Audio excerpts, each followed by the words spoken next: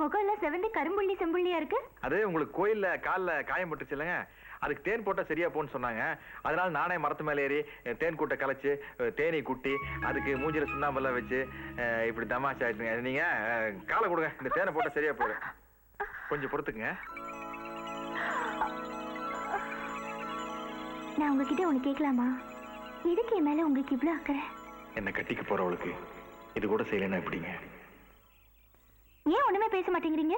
அது உங்களை எனக்கு பிடிச்சிருக்கு. எப்ப நீங்க உங்க வேட்டியை கொடுத்து என் மானத்தை காப்பாத்துனீங்களோ அப்பவே உங்களை எனக்கு பிடிச்சு போச்சு. போன ஜென்மத்துல நீங்க எனக்கு கடன் பட்டிருப்பீங்க, அதான் அப்பப்போ வந்து உதவி செஞ்சு கடனை தீர்த்துக்கிறீங்க இல்லையா?